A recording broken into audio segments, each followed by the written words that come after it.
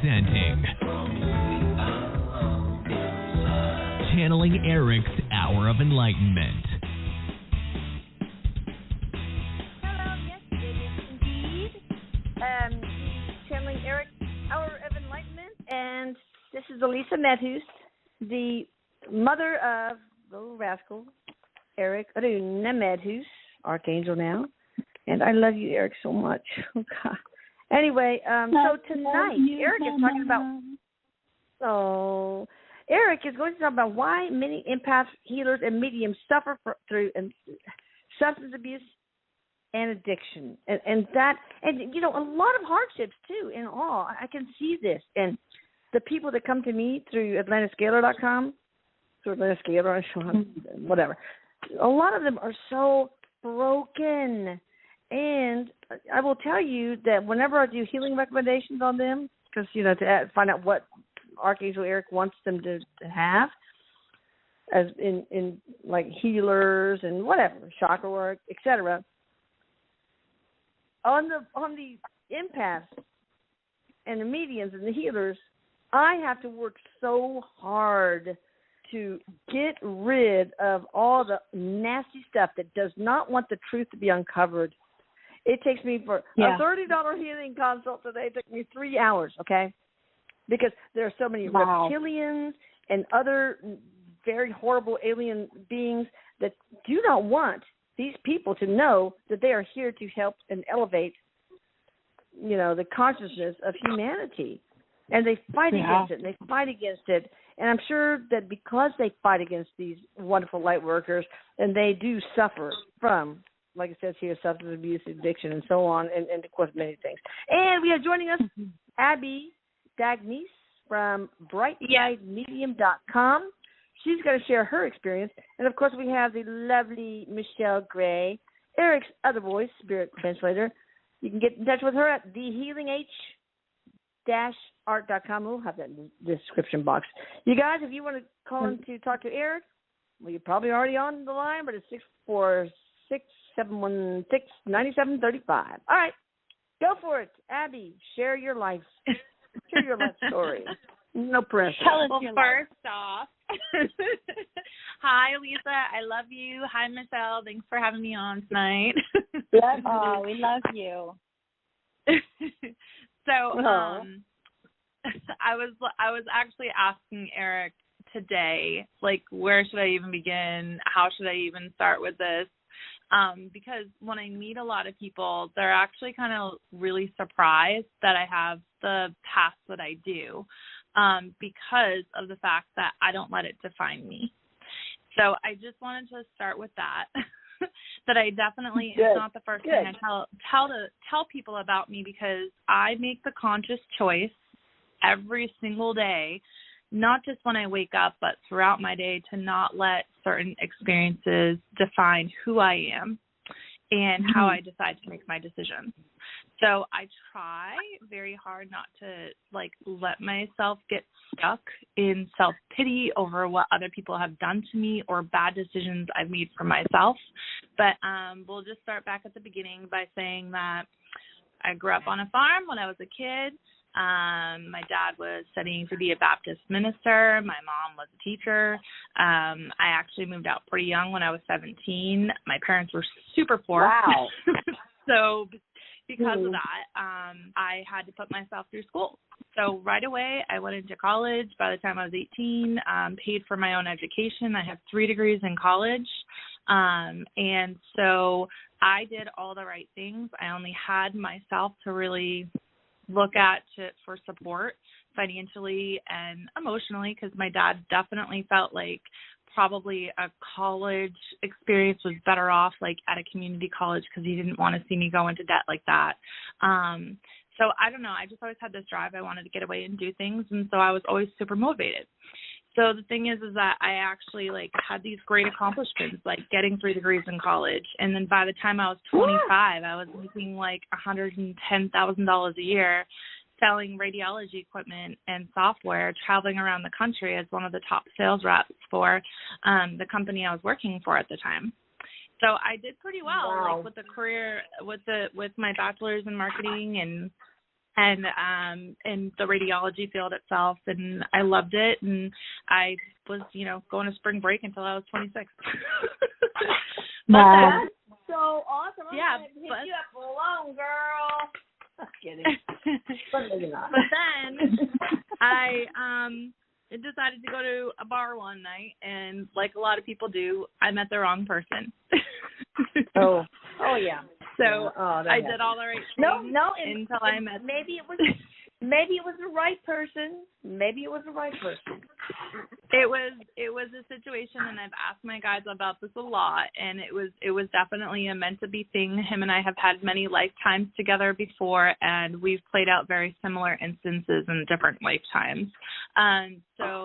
Anyway, I met this man, and he's the father of my son, and we're going to just say that he definitely brought an element of party to my life that I had never experienced before. And he also brought a party, an element to my life of dealing with certain like PTSD, childhood stresses, issues I had to my life by dealing with, drugs.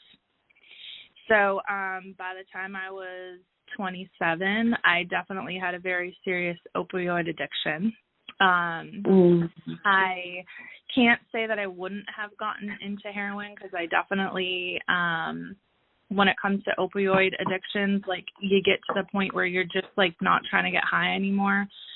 You're just trying to live every day, and you're just trying to just make it so you're not sick, so that way you can maintain. And you can maintain face at your job, and you can maintain face in front of your family and all that. But I was definitely trying to ignore the domestic violence that was happening. The physical abuse was definitely there. The emotional abuse was huge, because and it had been something which was a comfortable reality for me that I had dealt with my whole life, because my dad was super verbally abusive. And it was just like this comfortable way of being for me, that it's the only way that I knew like relationships to be.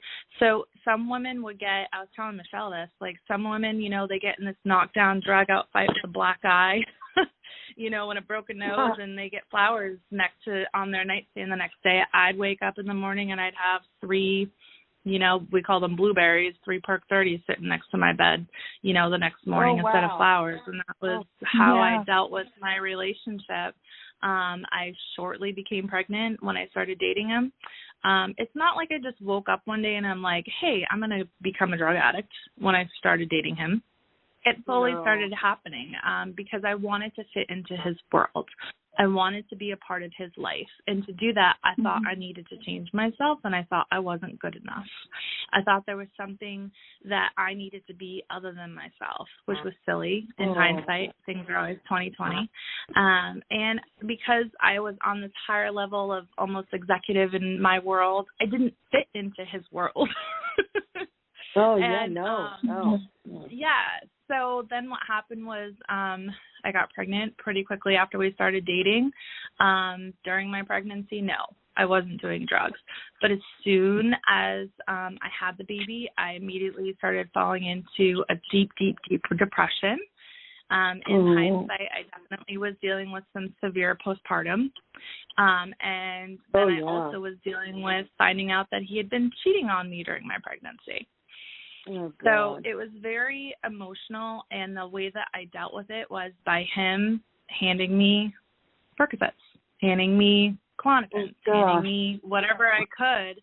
So I was dealing with the uppers, I was dealing with the downers.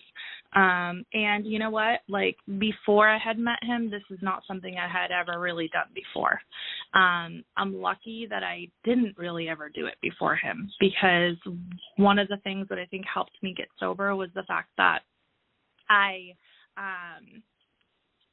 had like a pretty stable life. So when things started to get normal again, like I started to be like, oh yeah, that's right, I remember what this is like. So that's pretty much the backstory. That's how I got kind of into this.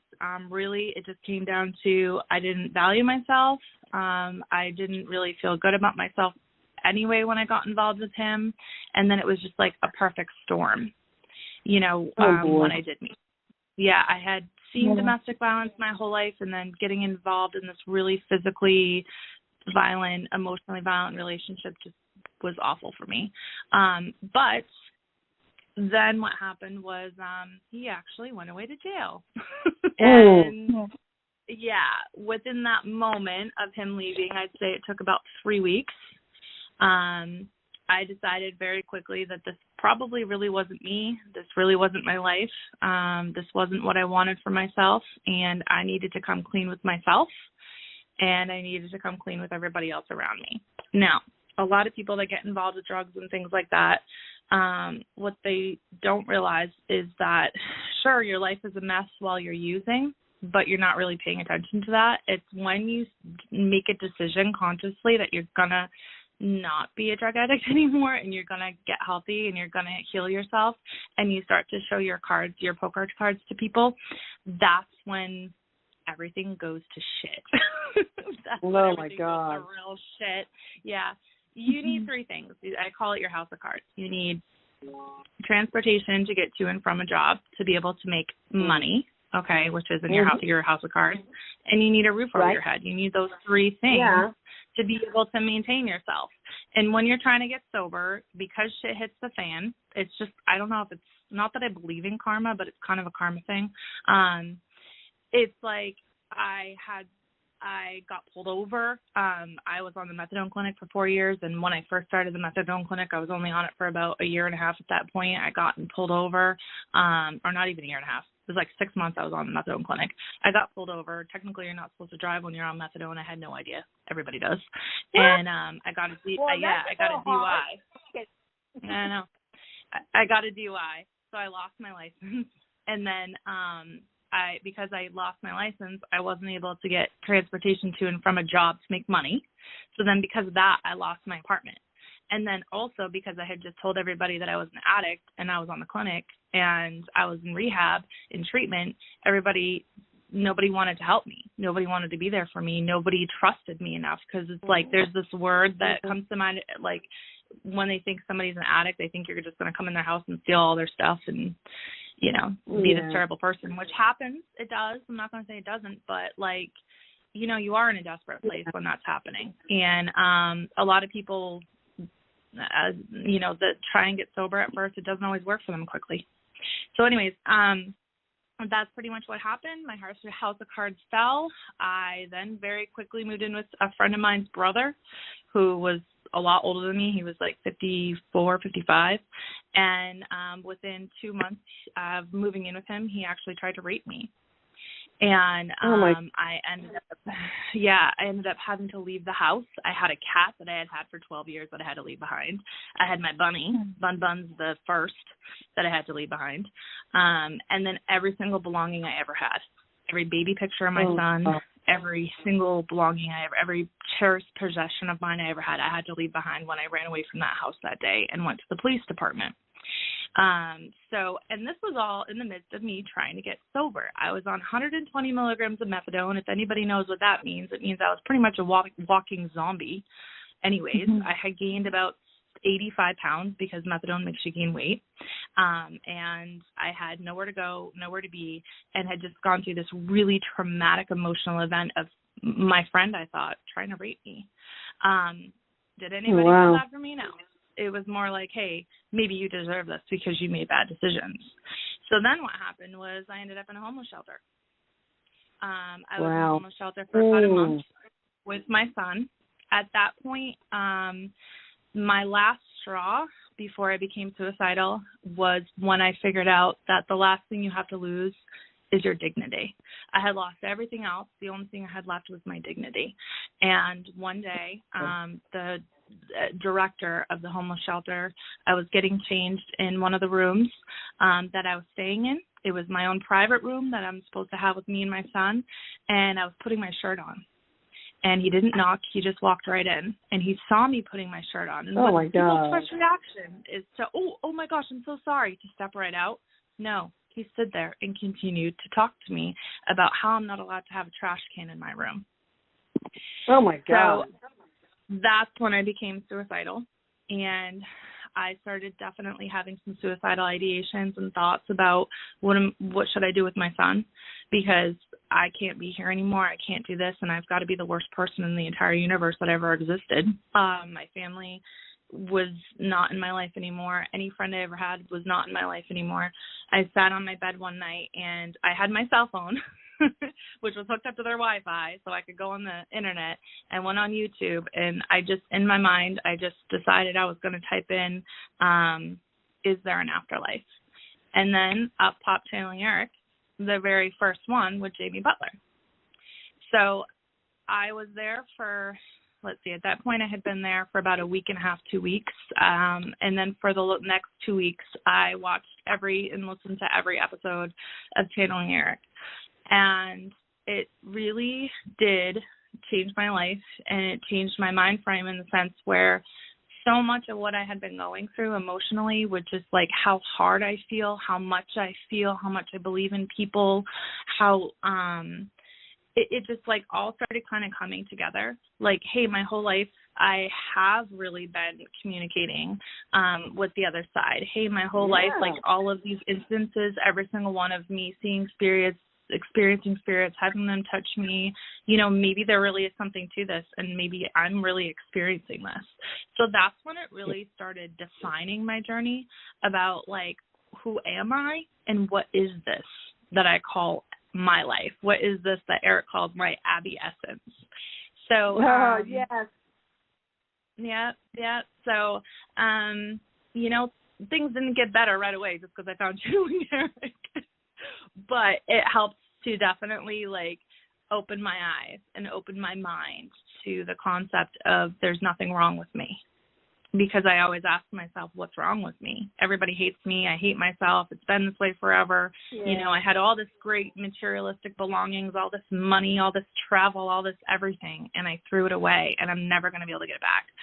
And I trusted the wrong people. I trusted people that I had just met, that I was like, oh, they've got to be my friend. They're listening to me. Doesn't mean they're always listening, So during that time that I was using, during that time I was using, I don't know if it was the methadone that was doing it to me or the opiates, but I've asked Erik about the scents, and there's got to be some kind of chemical element in there that definitely makes it so that way it's a lot harder for you to be able to communicate with the other side.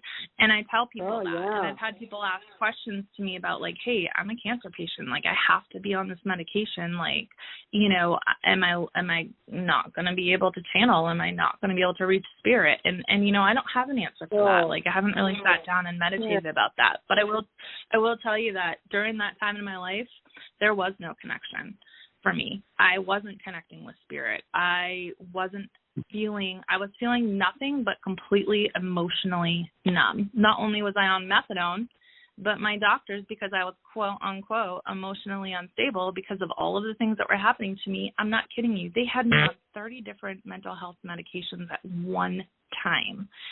And oh my God, I'm not at 30.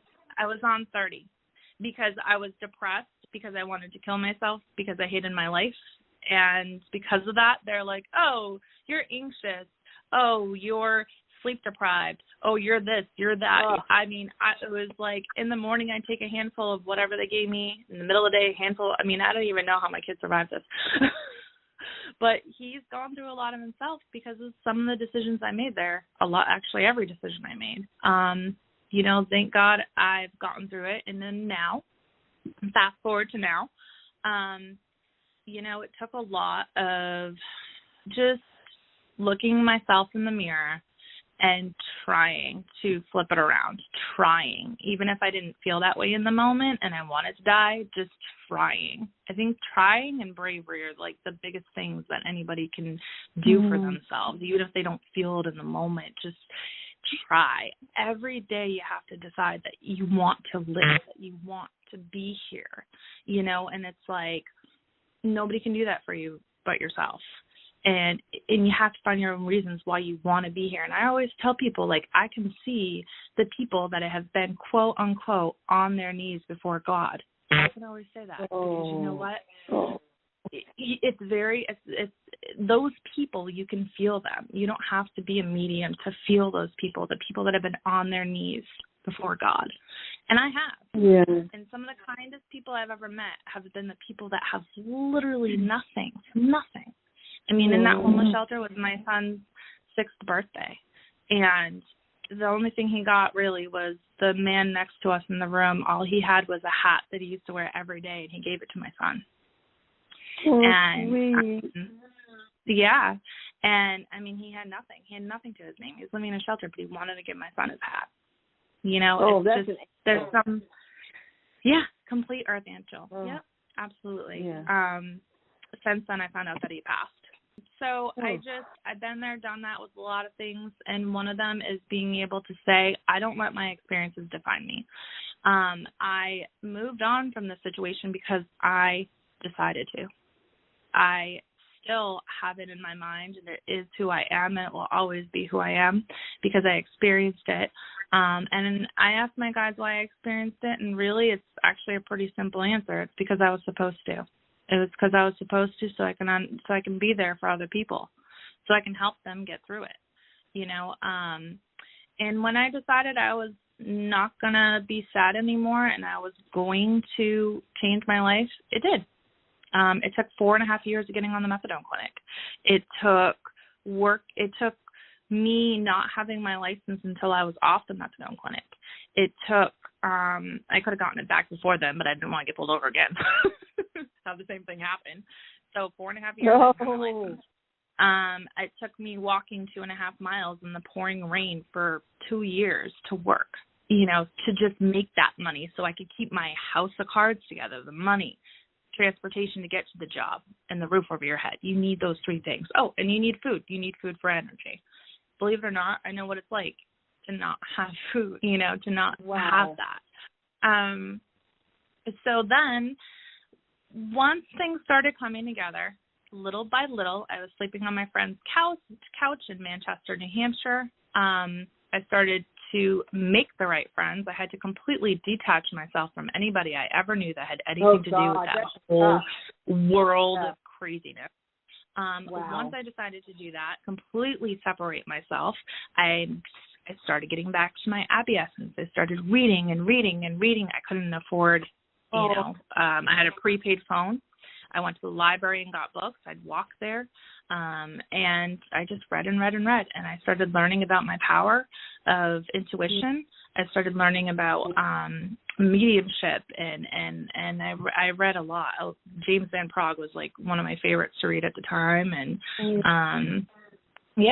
so I read a lot, and I learned a lot about who I was, and I really got a very solid foundation about my faith, my spirituality, my value system, what I found important to me. And once I finally grasped what that stability was, that's when it's like the light bulbs just went off, and they went off, and they went off, and then good things started happening. It's like once you have a real solid understanding finally about what you like and what you don't like and what you believe and what you don't believe, and you're not willing to settle, that's when the good things start happening. Yeah. So now I own a house, and I'm planning my wedding, and my son is 12. He's definitely, you know, preteen. Oh, God. I love my vehicle. I work full-time at a hospital. I'm taking my CAT scan boards hopefully soon. You know, Oh, wow. Really? Oh, my God, that's awesome. Yeah, I mean, I think, again, what helped me was the fact that before all that happened, I had a pretty stable, like, life, you know, so what I forgot what that was like for a long. Things started to kind of go back to normal again. I was like, oh, yeah, that's right. That's what this is like. So, you know, I know what it's like to live off of government food stamps because I did all growing up and for years and years and years. And then I know what it's also like to be able to have the money in your bank account finally, and how good that feels to pay for your groceries yourself. It's like such a proud, amazing feeling. And it makes me value it. It makes me value my life every day. And it's the biggest thing still every single day, though, to make that decision that you want to be here, that you want to live, you know. I see a lot of people that, and I talk to a lot of people, like a lot of clients out there that are a lot like me, that are just kind of, do I want to do this? Do I want to be here? This really isn't working out for me too well. I mean, heaven seems really beautiful. Heaven seems really amazing. Gee, I really miss my great Aunt Judy. She's up there. She'll take care of me. You know, you have to find your own reasons. So that's my story. I'm sticking to it. Wow. Oh, my God. I mean, that's awesome. I'm in awe. You should be very, very proud. Of course. Must be. You know, what I learned when I was raising children, as I wrote this book called Hearing is Believing, How Words Can Make or Break Our Kids. And one thing is to never say, I'm proud of you, because that's like an external beacon. Like, okay, well, I better keep doing whatever's going to make that external person. So now, you know, from then on, when I learned that, now I say, I bet you're proud, or you must be proud, so that person can reflect, well, am I proud? Yes. And I wonder why. Yes, because this, that's, the other. So, yeah, you must be proud. I feel like I'm living every day, and I'm grateful. More than proud, I'm grateful, because when you've been on your knees before God, like I said, there's a difference in you, and there's a difference in how you hold things that are important to you. And sure, I'm proud of myself, but I'm more grateful. Well, I remember when I was a little kid, like 6 maybe, and we were beaten so bad by my parents that I was laying in bed full of bruises, and, you know, they gave a special medication called Papace, which is like based on papaya, you know, to get rid of like inflammation and stuff. Because authorities wouldn't see, school wouldn't see. And, you know, I just said, okay, God, this is a 6-year-old kid, 6, 7 maybe. I'm going to give you one last chance to make yourself known. And if you don't, you're dead to me. And I never got anything. So from that point forward, I was never an atheist, of course. But I thought, there's nothing there. There's a child struggling through abuse. So that was a really tough period. So I can relate, is all I'm saying. Now, Erik, what do you have to say about all this? And about people like Abbie, and, of course, Michelle, you've been through all your shit, too. I mean, all the mediums, the earth angels, the light workers, all of you guys. And most of you probably are. Erik, what percentage of people listening right now fit the category of light worker / plus minus earth angel, medium, light, you know, anything that is struggling? 40%? 50%? What? Everybody. Because you're tuned into this program, you fit it all. You fit it all. It doesn't matter what the label is. You fit it all. So what is your main advice to them, Erik? Abbie, when you were talking, and I got to say, it's very courageous to share that. It's amazing to share it. It is very healing. And from my own experience, too, we are very grateful that you shared this with us. If you hear any noise in the background, that's my son having a little bit of a temper tantrum upstairs. I don't know if you guys can hear that. Pretty loud. Oh, we're very loud. Well, okay, so Erik, yes. He says that, you know, what a lot of us that experience addiction, substance abuse, and hardship, basically, any type of hardship, as he says, a lot of us that are empaths, healers, mediums, starseeds, light workers, earth angels, this is all under the same umbrella. And the thing is that we feel alone much of our life. That, you know, you don't belong. I know. That we don't belong. That's right. We feel misunderstood. And so in that feeling alone, and he just said to me, and Michelle, do you remember that? And yes, of course I do. And even sometimes I still feel that way. Every now and again, I will feel alone. And he says the biggest lesson for all of us, I mean, it's just part of being different. You know, we have differences, and that is part of it, but I can embrace that. But he says, what's the biggest thing? Well, it's the biggest lesson is asking for help, is being able to, you know, when we're alone and we get used to doing things on our own, we get used to internalizing our feelings before we really understand it all. So we can all look back, whether we're going through this now, he says, or whether this is in our past. What we suffered with was often something we suffered with deep inside, where we weren't able to ask for help. So there's a really big lesson in being able to stand up and ask for help and say, I need help. I need something. And I remember that day for myself as well, because I went for a very long time where I wouldn't admit that I had an addiction. I told myself that it was, no, I was prescribed this from a doctor.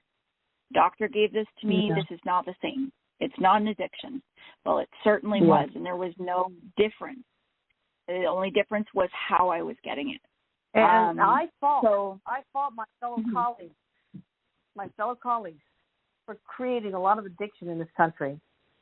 You know, it's like, okay, well, they're coming in, they're paying me, so I guess I better give them a prescription. No. Yeah. I've had so many people come in to my office asking for pain medication that didn't need it. And I said, I lost a lot of patients that way, but maybe I would have lost the patient for real if I'd done that. So I just couldn't. And same with antibiotics, you know. Well, I think that, so, you know, it's terrible. So just do what's right for the freaking love of God. Do what's right. Well, that's humility. It's all about humility that brings you to your knees and opens your heart. And if you can be comfortable with that humility and the power of vulnerability that is truly divine, then that will heal all. If you open your heart and are vulnerable, people, and break out of that shell that the ego has created for you, and that's very hard for those of us who have been so broken because of, you know, the labels of earth angels, etc. It's very difficult. But if you can do that, then you are going to awaken into your own divinity, and you're going to absolutely realize how fucking Erik's words. Well, come on, too. Where do you think you got it? Your own divinity. You're going to realize how amazingly divine and vast you are. You are really pretty much all powerful. You are one and part of the whole and part of God, people. And so if you open up your heart, your vulnerability, then you are going to come into that awareness. And that will not only allow you to heal yourself, but allow you light workers out there, to heal humanity. Okay? So I just put up, I don't know if it came out today, an intent script that Erik has me do to heal the collective and Gaia, to get rid of all the nasty things, and, you know, aliens, bad aliens, all that kind of stuff, and then to heal, to replace that, the void left behind, with love and light, so that nothing else can go there except love and light, and then to shield them in two special fields. It's kind of complicated, but I want you guys to know that I'm going to call up on you in YouTube Live or Facebook Live or whatever to do this en masse, because Erik wants me to do this every single freaking day for 8 weeks and repeat it twice a year. We're going to heal humanity. You light workers out there, you're broken, yes, but you come down to your knees, yes. But now it's time to revel in your own divinity and appreciate yourself and love yourself, so that we can heal humanity and Gaia. You channeled that all from Erik. That was the next thing he was about to say. Elisa, the medium. It's true. We freaking told you. You've been doing this, lady. Yeah, don't second guess this, because his next thing he was talking about was about self-empowerment with vulnerability. Are you guys hearing a voice coming through? Yeah. I just heard one. I heard it too. Yeah. Yeah. Okay, because I can totally hear a male voice that keeps coming through. There's that. That's interesting. Okay. Well, it's either Erik or somebody's guide or guardians, or it could be. And when I first started working, helping people with my divine team, I don't want to say the divine team. We had some EVPs from bad things, and one of them said, "Fuck you." On the air. Really? It was so horrible and scary. Yeah, so Erik, what is that coming through?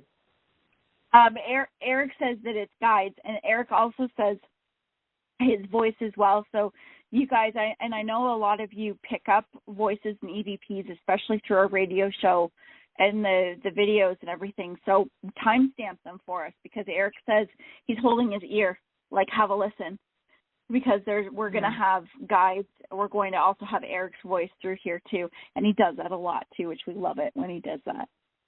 I know, he does it really well. He does it awesome. He does it awesome. Erik also said, and Abbie, you had mentioned this too. Erik was just saying that the path of service. So, of course, like empaths, healers, mediums, starseeds, we all have different forms of service in some way in our life, even though we don't all do it the same. There's some sort, part of service. And Erik says it's often contracted experiences, like you said, with yourself.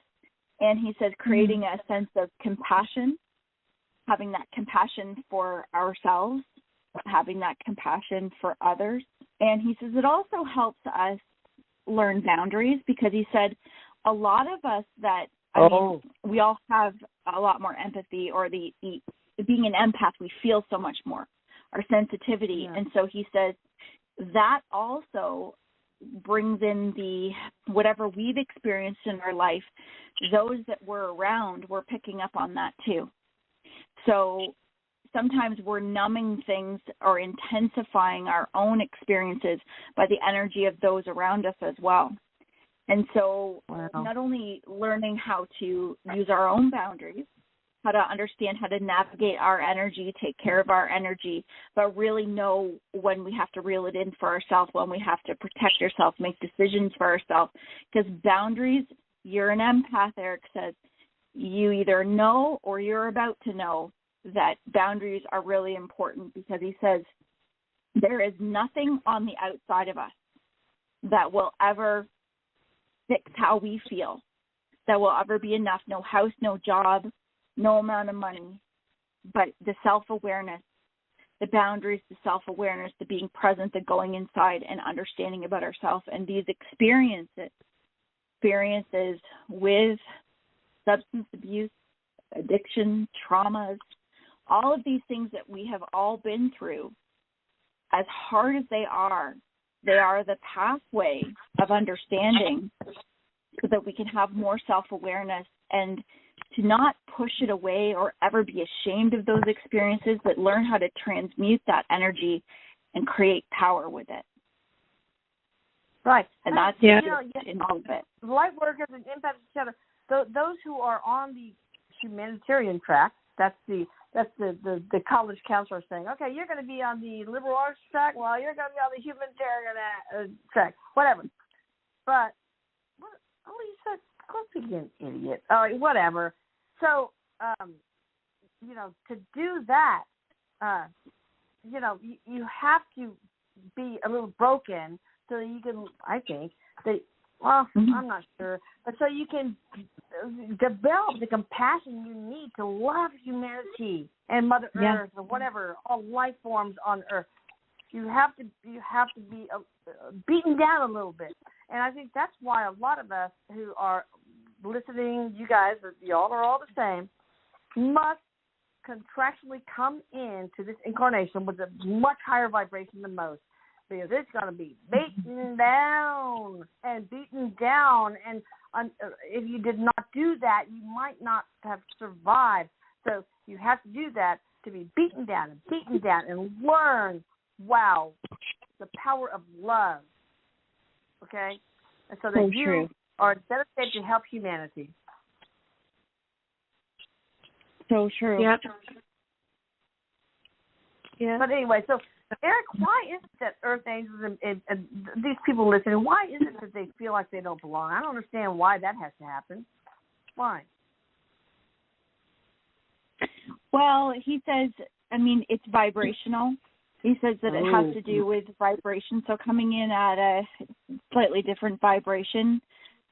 He says, think about how if you have somebody at one vibration consciously, or whatever the frequency is, he says, when you're around others, and often we're put into situations, families,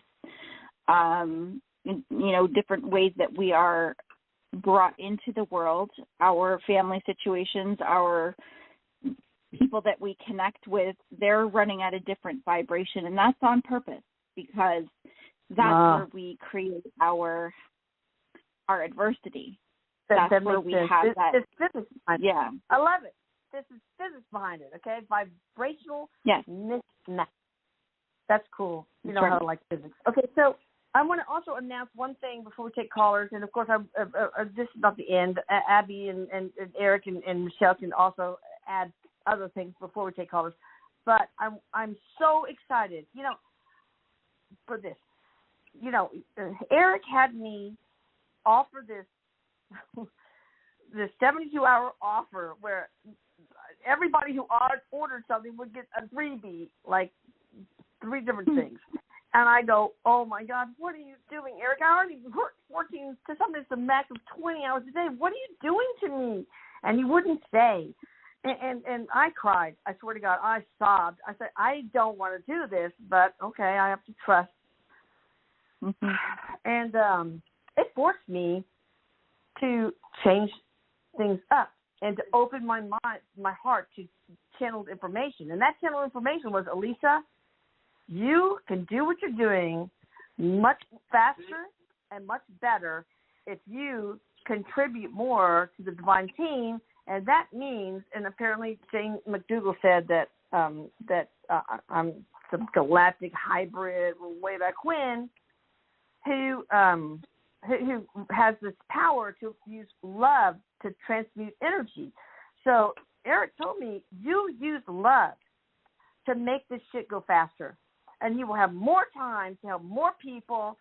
And so it forced me, because I can only do so much. It forced me into doing that. Freaking works. I put so much love now into my work, and I cry.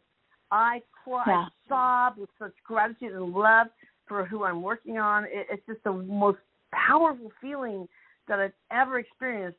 And so now things go faster. And so now I said, Erik, okay, dude, we're cutting prices. So he agreed. We're cutting prices drastically, sometimes 50%, because I want to help more people if it's going to be faster. Okay? Wow. Now, that's yeah, awesome. I know, it's amazing. But I said, amazing. Now the main point is, you guys are all powerful, okay? You guys have the power to heal yourself. You guys have the power to help me heal Mother Earth and every single life form that she supports and hosts. You do, okay? So I want you to help me out here, because 8 weeks is a long time. I can use your help, okay? All right, mic drop, that's it. Go on, next. Powerful. Just going to say love is powerful. It is so powerful. I didn't realize that. I mean, I kind of love and gratitude. Wow.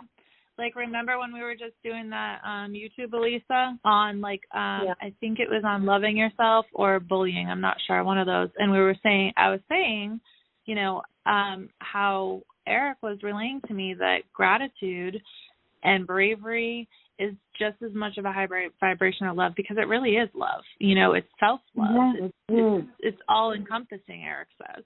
Yeah, wow. Bravery is self-love. I didn't get that until now. That is so amazing. Wow. It is. All right. Erik goes, yeah, I'm pretty profound. You're pretty profound. I'm all that in the back of the head. Yeah, I'm pretty profound. I love you, Erik. You have taught me so much. I'm so grateful for that. And I want to also do a shout out for the Divine Team, which there are so many in the Divine Team. The founders, the adepts, all the archangels, all the source, Apollo, and all of the heavenly bodies in this universe, all benevolent interdimensional beings, all benevolent celestial beings. I mean, there's so many that I'm so grateful for right now. Shout out to the Divine Team people right now. Y'all, I want y'all to send your love to the Divine Team right now, please. It's an absolute beautiful thing, too, Elisa, for all of us to watch you go through this major transformation of healing and power. It's just, that is just so loving and amazing to watch and feel. Well, really only you guys have that ability But I know you're going to be thinking like me, like I did, like, oh, I'm only me. I'm only me. What power do I have? And I'm realizing that, you know, I do have a lot more power than I thought. And I it's not like, it's like, oh, I don't want to brag. Oh, I don't want people to think I'm egotistical or whatever. No. We are all whole and part of God. I'm no more special than anybody else listening. You all have that power, okay? You all. Please tap into it, and I'll help you in any way I can, as will Erik. Okay. Erik has advice for you, Elisa, and everybody else also. He wants to give everybody else, and you also, Elisa. He says, if it doesn't feel good, if you don't feel good, if you're questioning something and you're just something about you is like, and you don't feel good about it, don't do it. Yeah. Don't do it. Yes. It's actually really that simple. That's your intuition. Everybody asks me, like, how do you know it's your intuition? How do you know it's your guides talking to you?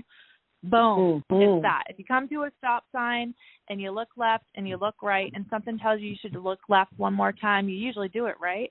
And then all of a sudden a car goes by at 90 miles an hour and you're like, thank God I didn't go.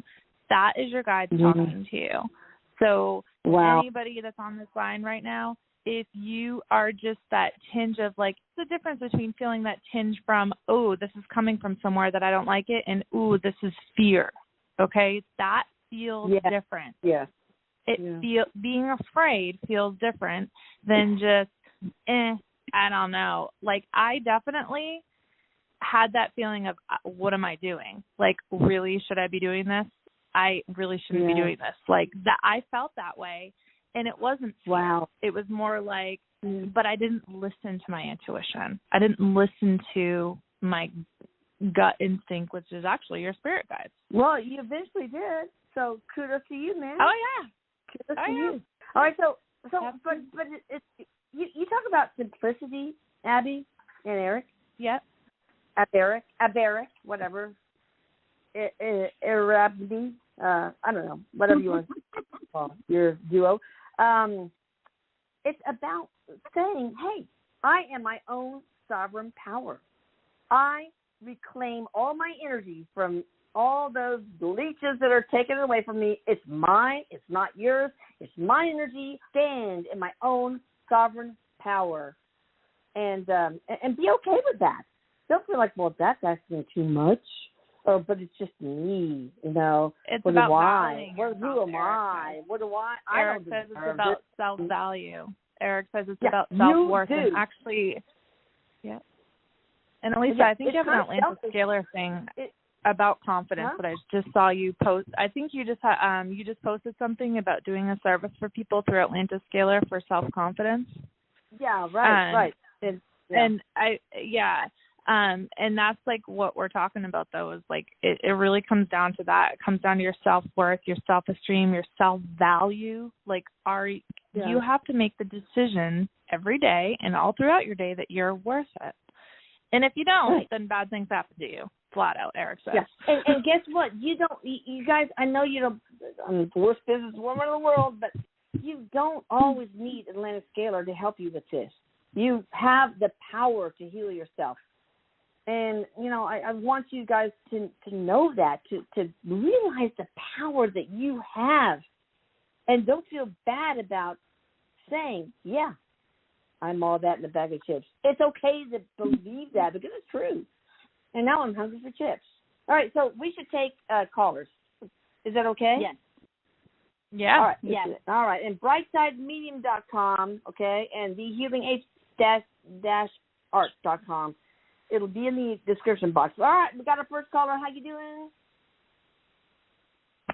Hi. Anybody home? Hi, Melissa from New Jersey.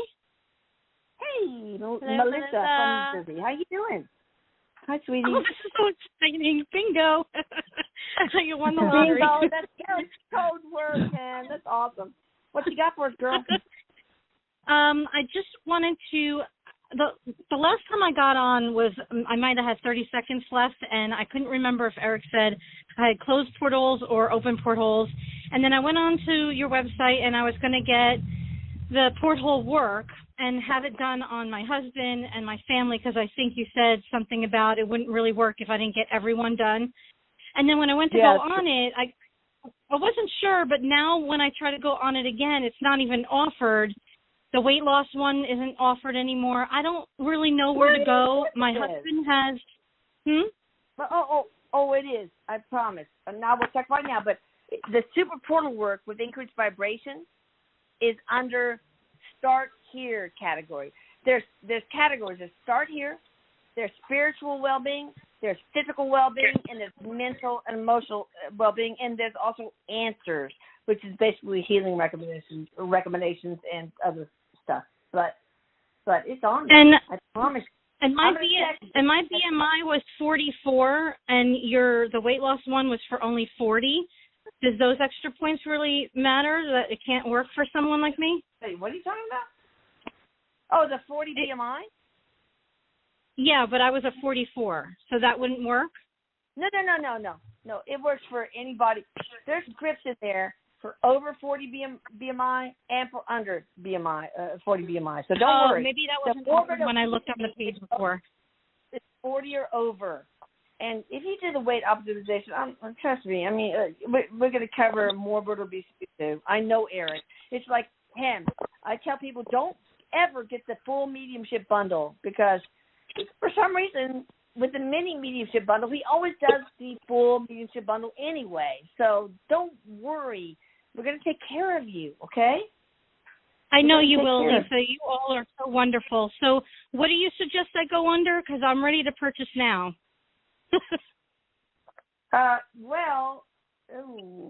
Lucas did some mess up. Hang on. All right, well, just wait until tomorrow because he's decreasing prices. So please don't order anything now, okay? Oh, that's kind of you. Thank you. You're so sweet. Dramatically. It's really, really important that you don't, I don't want to stress anybody out financially. This is not what I'm here for. I want to help people. This gives my life meaning. This gives Erik's death meaning, It makes it not such a tragic weight, okay? I really feel that from you, Lisa. I really do. And from all of you. I really know how true your heart is. It's beautiful. Thank you. Thanks for saying that. Of course. But wait, because I don't think Lucas who looks just like Erik, has totally reduced all the prices. So please wait. But you need to go to Shop and Services, I can't remember, and then Start Here. And then if you can't find something, just let me know, okay? And I do a You lot get so many emails, though, and you say you get so many emails, and I just don't want to take up any of your time because I know it's so precious, and so many people are asking for help. It's hard for me to ask for help. I know it's hard. Yeah, I know. I'm the same way, okay? I'm the same way. I have a hard time asking for help. And, yes, I do get a lot of emails, but all I ask is they're not so long because I got overdosed on nose drops when I was 6 months old. And I don't know how I graduated top 1% at my medical school class, okay? Because I had trouble reading, tracking across the page because of that. I mean, long emails are very, very difficult for me. Just FYI. All right, so I'll get Lucas to finish that, and then you get back. And just do super portal work first for the family. You have to include everybody because it doesn't make it ever the same price, okay? And then wait, because a lot of times that will solve everything, okay? Don't order anything else. Sometimes the wait is better everything. So do that, and then, you need something fine. But also he reduced healing recommendations to $30. Today I did several that were 3 hours long because they were earth angels, and the reptilians were fighting against me getting the correct answers, so that was not easy. But, yeah. All right, thank you, Melissa, for calling, and love you. Sending you all my love. Thank you, Melissa. Love you. Bye. Love you. Oh, I missed that boy. All right, so we'll go to the 817 area code. Click. Come on, Lisa. Click. 817 area code. Is that the Dallas area? Yeah, it's Hurst. How are you? This is Daisy Lee. Who is it? Daisy Lee. Hi, how are you? I'm great. I just need like a general message that could apply for me and everybody else that is listening. Oh, that's a nice. You're so sweet. What you got, Erik? Abbie, go ahead. It's okay to be giving, but make sure you also give to yourself. Because Erik's letting me know that you're not giving to yourself enough, actually, and which is actually kind of funny because that's like how we started this out, was you saying, oh, for me and everybody else, but like that's actually kind of the theme of your life. And you need to really remember that if you're not focused, if you're not like all set, then not everybody else is going to be all set. So Erik wants you to give to yourself too. You're not doing that enough. Okay. He's telling you that you need to give to yourself more free time because you also are not giving yourself enough free time for like reading. Actually, he's bringing up reading.